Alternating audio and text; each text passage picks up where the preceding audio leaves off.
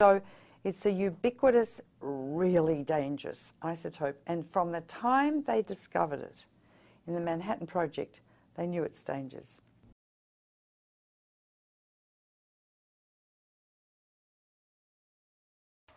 In the immediate aftermath of the explosions at the Daiichi nuclear plant, the Japanese government declared its nation safe from nuclear contamination, bar a 30-kilometer exclusion zone surrounding the nuclear plant. Similarly, the United States raised no alarm to its citizens downwind of the nuclear plant.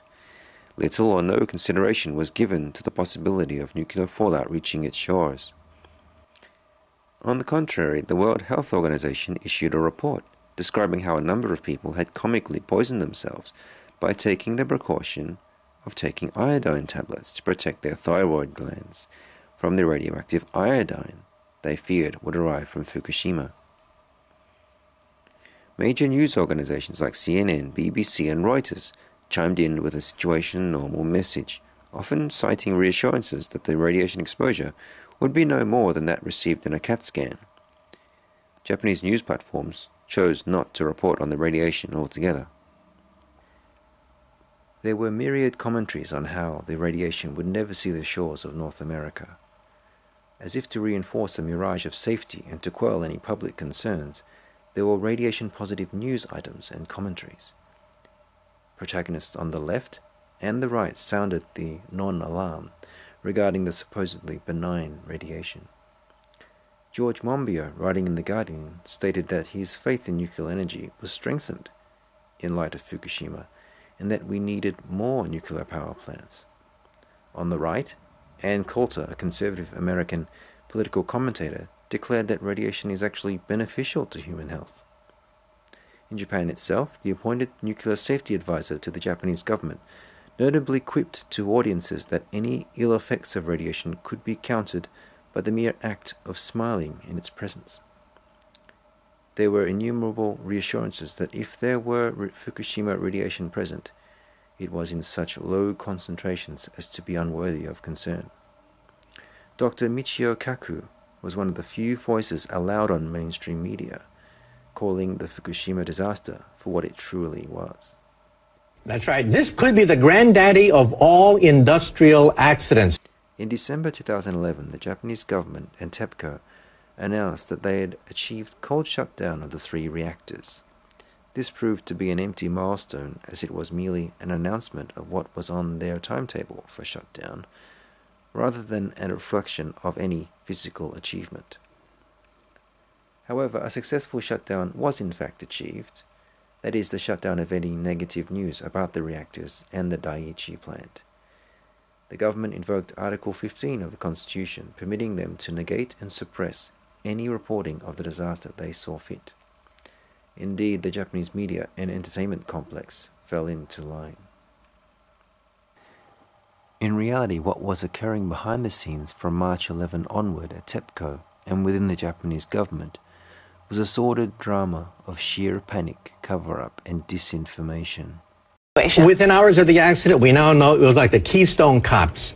People that are clueless, headless, just running around crazy, not knowing what to do.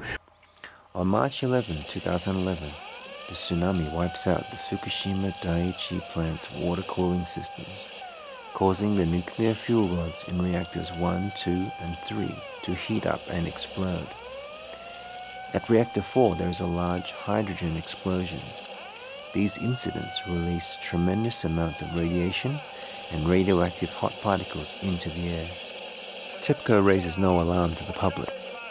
Inside Fukushima Daiichi, plant manager Masao Yoshida refuses to abandon the stricken plant, as his superiors at TEPCO headquarters are urging him to do. Instead, he pleads on the phone with Prime Minister Naoto Kan's officials that Daiichi should not be abandoned. TEPCO's president, Masataka Shimizu, makes competing calls to Kan's office, saying that the company should be permitted to evacuate all staff. Yoshida vehemently opposes this and further defies TEPCO by ignoring their order not to flood the reactors with seawater, thereby avoiding what would have been probably the meltdown of all 6 reactors and incineration of all the nuclear fuel assemblies in storage near the reactors. In Tokyo, government science advisors informed the Prime Minister of the situation with the sketchy information that TEPCO has provided them. Prime Minister Naoto Kan seriously contemplates the unthinkable, ordering the evacuation of Tokyo, a city of 30 million souls. Special Advisor Professor Kenichi Matsumoto, present at the emergency meeting, says, "In the end, talk of tens of millions being evacuated was dismissed, with fears it would cause mass panic and chaos worse than the nuclear crisis itself." Khan confesses later that he doubted privately at the time whether Japan could continue to function as a state. What this directly implies is that the decision not to evacuate Tokyo was not based on public health considerations. Rather, it was based on the necessity to avoid panic and maintain the veneer of normalcy and calm. Despite the growing radiation danger, the integrity of the nation-state of Japan and its capital had to be held at all costs. Back at the Daiichi plant, reactors 1, 2, and 3 suffer complete meltdowns, and a hydrogen explosion at reactor 4 severely damages the building housing the reactor, and a vast nuclear fuel pool stacked above it. The pool is exposed to the open air, further imperiling the people of Japan and the Northern Hemisphere to this very day.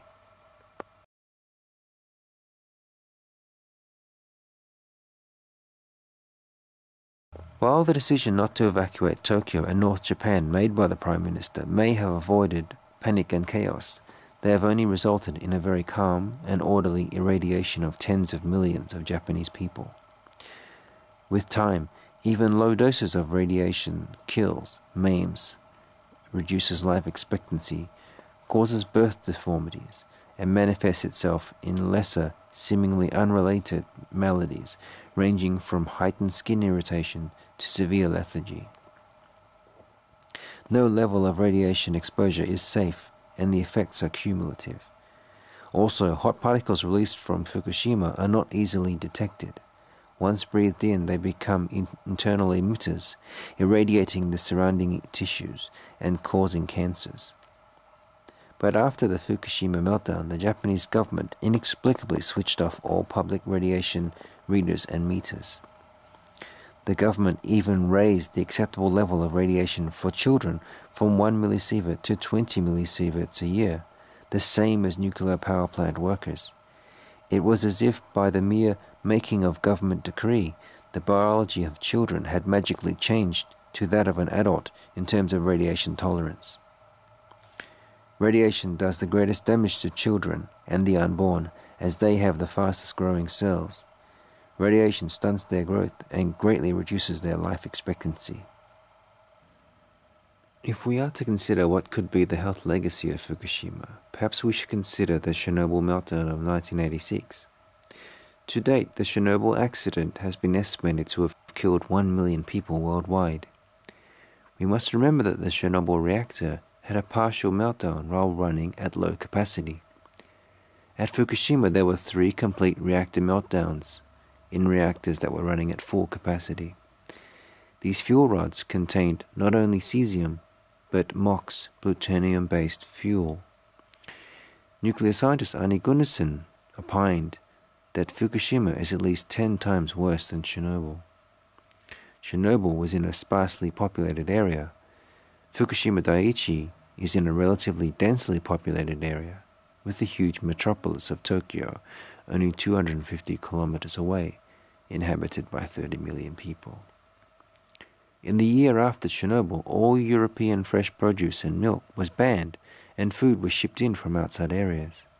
In contrast, in Japan, Fukushima and Tohoku food and produce has been pushed as safe and sent and sold all over the country.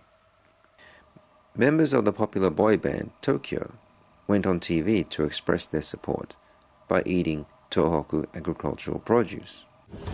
つながっています。食べて応援続けます。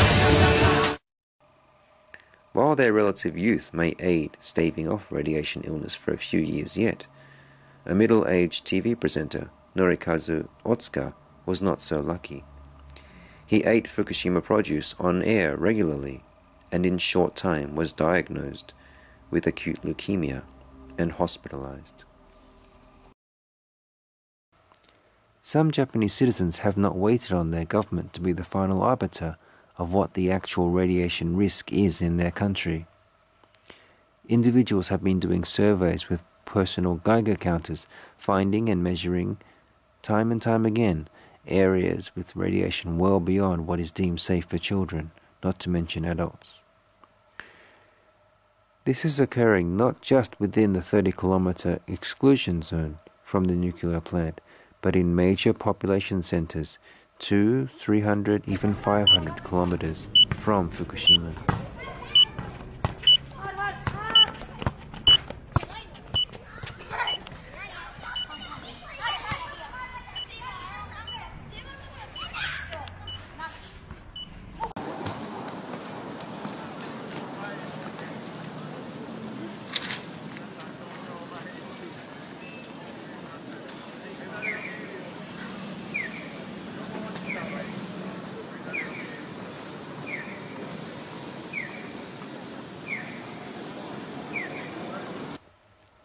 Nuclear scientist Arnie Gundersen, on a fact-finding mission to Tokyo, took 5 random soil samples from around the city soon after the disaster. I just went around with 5 plastic bags, and when I found an area, I just scooped up some dirt and put it in the bag. One of those samples was from a crack in the sidewalk. Another one of those samples was from a children's playground that had been previously decontaminated. Another sample had come from some moss on the side of the road. Another sample came from the roof of an office building that I was at. And the last sample was right across the street from the main judicial center in downtown Tokyo. Well, I brought those samples back, declared them through customs, and sent them to the lab. And the lab determined that all of them would be qualified as radioactive waste here in the United States and would have to be shipped to Texas to be disposed of. Now think about the ramifications for the nation's capital, whether it's Tokyo or the United States.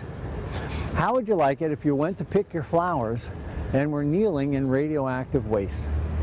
That's what's happening in Tokyo now. Dr. Paolo Scampa, an eminent chemical physicist, recently announced his calculations of deadly radioactivity in Tokyo. He found that the radiation measured at Tokyo Station corresponds to 25 times the maximum permissible artificial hourly dose, that of 0.114 microsieverts per hour. His findings were reported in Veterans Today, which called for the evacuation of U.S. military personnel from Tokyo, declaring being stationed there akin to a death sentence. Naturally, for Japanese people living within 200 to 300 kilometers from Fukushima, the same must hold true.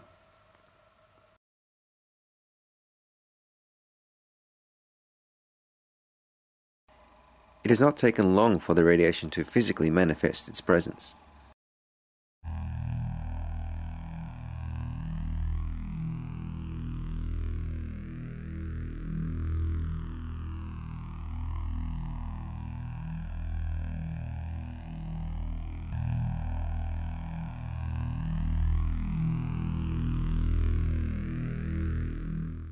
What is more, there is a constant stream of classic radiation illnesses afflicting children, women, and the elderly. Anything from severe lethargy, constant nosebleeds, hair falling out, and discolored fingernails, to sudden heart attacks. In Fukushima itself, people who have come to local hospitals with what they thought were radiation-related illnesses were told by hospital staff that they needed psychiatric help and were given drugs to alleviate their suffering. It is well known that many pregnant women in and around Fukushima are aborting their babies out of fear of birth defects. And mothers like Yayoi Inuma are just one of hundreds who believe their children are already suffering the effects. 10-year-old Hannah has had severe joint pain in the arms and legs, deep rings under her eyes, and extreme